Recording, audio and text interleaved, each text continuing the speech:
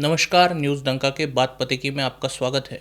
Israel ने कल operation rising lion चलाया और उसके जवाब में ईरान ने ऑपरेशन ट्रू प्रॉमिस 3 लॉन्च किया। हमले के पहले चरण में ईरान ने इजराइल पर ताबड़तोड़ ड्रोन हमले किए। इन ड्रोन के साथ करीब 100 मिसाइल इजराइल के मुख्य शहरों और महत्वपूर्ण इलाकों को निशाने बनाते हुए दागी गई। वहीं आयरन डोम पर काफ़ी लोड आने के बाद इजराइल की भूमि पर 2 से 3 बैलिस्टिक मिसाइल्स गिरी। इन मिसाइल्स के रिहायशी इलाकों में गिरने से 40 लोगों के घायल होने की और 2 लोगों के मौत की खबर है। इस हमले को सफलता मानकर ईरान की इस्लामी रिजीम के पक्षधर सोशल मीडिया पर नाच रहे हैं। इजरायली प्रधानमंत्री बेंजामिन नेतन्याहू ने ट्वीट कर उनकी और अमेरिका की मंशा क्या है, उनके अगले कदम क्या होने वाले हैं, इस बात का खुलासा कर दिया है। उन्होंने सीधे तौर पर ईरान के लोगों से संपर्क किया है, ईरान के लोगों से बात की है, जिसमें उन्होंने कहा है कि हम इतिहास में हमारे सबसे बड़े सैन्य ऑपरेशन में से एक के बीच है, ऑपरेशन राइजिंग लायन। लगभग 50 वर्षों से हमें दबा रहे इस्लामी शासन ने मेरे देश इजराइल राज्य को नष्ट करने की धमकी दी है। इजराइल के सैन्य ऑपरेशन का उद्देश्य इस परमाणु और बैलिस्टिक मिसाइल के खतरे को समाप्त करना है। लेकिन अपने इस महत्वपूर्ण बयान में एक महत्वपूर्ण बात वो कर गए। उन्होंने कहा कि इस्लामी रिजीम को नहीं पता कि क्या हुआ और क्या होने वाला है। ईरान का राष्ट्र और इजराइल का राष्ट्र कुरुश महान के दिनों से सच्चे दोस्त थे और अब समय आ गया है कि ईरानी लोग अपने झंडे के इर्द गिर्द एकजुट हो, अपने इतिहास विरासत के लिए खड़े हो, एक बुरे दमनकारी शासन के खिलाफ स्वतंत्रता के लिए एकजुट हो। नेतन्याहू ने कहा कि इजराइल की लड़ाई ईरान के लोगों के खिलाफ नहीं है। उन्होंने कहा कि इजराइल की लड़ाई एक ही दुश्मन के खिलाफ है, एक ही हत्यारे के शासन के खिलाफ है। जान ले कि ये कोई पहली बार नहीं है कि ईरान के प्रधानमंत्री इजरायली नागरिकों से सीधे तौर पर बात कर रहे हैं या बता रहे हैं कि उनकी लड़ाई ईरानी शासन के खिलाफ है और इजरायली नागरिकों के खिलाफ नहीं। जब कल ईरान में इजराइल ने ऑपरेशन राइजिंग लायन के तहत हमले किए थे, तब उन्होंने प्रिसीजन स्ट्राइक किए। केवल उन सैन्य ठिकानों को और परमाणु व्यवस्थाओं को निशाना बनाया गया जो इजराइल के लिए घातक है। इजरायली हमले में ईरानी सेना प्रमुख मोहम्मद बागेरी के साथ ईरान की सबसे इलाइट फोर्स माने जाने वाली इस्लामिक रेवोल्यूशनरी गार्ड कोर्स के हुसैन सलामी को भी टपकाया गया। साथ ही 2 वरिष्ठ परमाणु वैज्ञानिकों को भी मारा गया। ये लोग इजरायली फोर्सेस के डर से रिहायशी इलाकों में रहते थे। इस प्रकार से रहते थे कि आम लोगों के कारण इजराइल इन्हें ढूंढ नहीं पाएगा और ढूंढ भी ले तो चुनकर मार नहीं पाएगा। लेकिन जहां मुश्किलें बड़ी होती है वहां मोसाद खड़ी होती है। इजरायली खुफिया नेटवर्क की अचूक जानकारी और इजरायली एयरफोर्स के अचूक हमले में इन कमांडरों को भेद कर मारा गया। आम लोगों को खरोच तक नहीं आई। इजराइल की इस नीति के पीछे कारण साफ है कि इजराइल की दुश्मन ईरान की इस्लामी रिजीम है, ईरान के लोग नहीं। और ईरान के लोगों के मन में भी ईरान की यह रिजीम उनकी दुश्मन बनी है।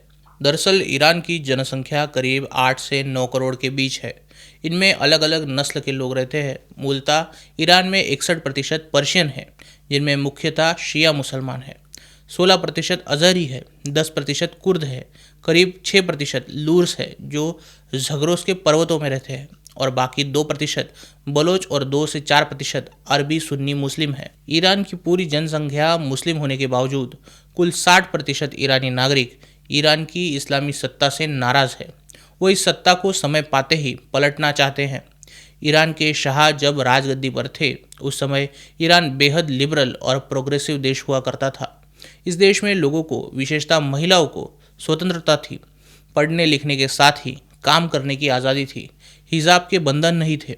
शरिया के अनुसार रेपिस्टों का संरक्षण और हिजाब न पहनने वाली महिलाओं को मौत की सजाएं नहीं दी जाती थी। 1976 तक, जब तक ईरान में इस्लामी रिजीम नहीं आई, तभी तक इजराइल और ईरान के संबंध काफ़ी अच्छे थे। लेकिन रुहुल्लाह खोमेनी के नेतृत्व में ईरान ने अपने राजा की सत्ता पलट दी और इस देश में इस्लाम के नाम पर इजराइल को इस्लाम का शत्रु घोषित कर दिया गया।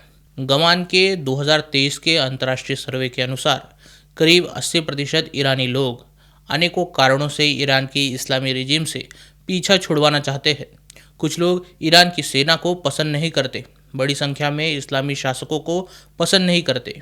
कई लोग ऐसे हैं जो ईरान के शासकों को तो पसंद करते हैं, लेकिन सेना में बड़ी पोजीशन पर बैठकर बाकियों की जगह रोकने वालों को पसंद नहीं करते। ऐसे ही ईरान में कई पर्शियन है जो अपने ज़ोरास्ट्रियन रूट्स को याद करते हैं और अपने मूल धर्म की ओर लौटना चाहते हैं, लेकिन ईरान की इस्लामी रिजीम जब तक होगी तब तक वो आज़ाद नहीं हो पाएंगे।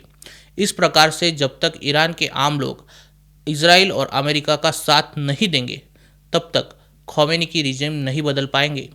इस प्रकार जब तक ईरान के आम लोग इजराइल और अमेरिका का साथ नहीं देंगे तब तक खोमेनी की रिजीम नहीं बदलेगी। अगर आपको याद हो तो ईरानी पीएम इब्राहिम रईसी एक हेलीकॉप्टर क्रैश में मारे गए थे, जिस पर सूत्र बताते हैं कि असल में ये इजरायली खुफिया एजेंसी का ऑपरेशन था जिसमें अजहरी लोगों ने इजराइल की मदद की थी। अगर ये सच है तो कोई अचरज की बात नहीं होनी चाहिए। इसी प्रकार तेहरान में हमास चीफ इस्माइल हानिया के आराम कक्ष में घुसकर उसे निपटाया गया था। वो भी इजराइल ने अपने खुफिया तंत्र के जरिए ही कर दिखाया था। ईरान में जो इजराइल करता है वो तभी तक आसान नहीं जब तक उनके असेट्स काफ़ी अंदर तक पहुँचे हो, यानी बहुसंख्य ईरान के लोग इजराइल का साथ देने के लिए तैयार है। अमेरिका और इजराइल फिलहाल ईरान के लोगों को यही बता रहे हैं कि वो किसी भी समय ईरानी रिजीम की सत्ता पलटने के लिए आ रहे हैं और वो जब सत्ता पलटेंगे तो ईरान के आम लोगों को इस्लामी सत्ता को गुड बाय बोलकर एक लोकतांत्रिक और स्वतंत्र व्यवस्था के स्वागत के लिए तैयार रहना है।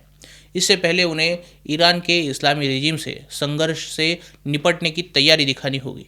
ऑपरेशन राइजिंग लायन की शुरुआत में बेंजामिन नेतन्याहू ने कहा था कि ऑपरेशन को खतरे को पूरी तरह से निरस्त करने तक चलाया जाएगा, यानी ऑपरेशन सिंदूर की तरह ही ऑपरेशन राइजिंग लायन भी जारी है। साथ ही ईरान में अभी भी परमाणु संरक्षण और परमाणु संशोधन का एक केंद्र फोर्दो में काम कर रहा है। जब तक ये परमाणु व्यवस्था और ईरानी रिजीम होगी तब तक इजराइल में शांति बहाल नहीं होगी। वही इजराइल को अपना दूसरा सबसे बड़ा दुश्मन समझने वाला पाकिस्तान ईरान युद्ध में इजराइल का ही साथ दे रहा है। कैसे, इस पर जल्द ही हम एक वीडियो बनाएंगे। तब तक ईरान और इजराइल में क्या इजराइल ईरान की सत्ता गिरा पाएगा, इस पर आपको क्या लगता है, वीडियो के कमेंट सेक्शन में ज़रूर कहिए।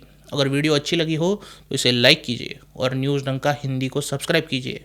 मिलते हैं अगले वीडियो में किसी नए मुद्दे के साथ। तब तक नमस्कार।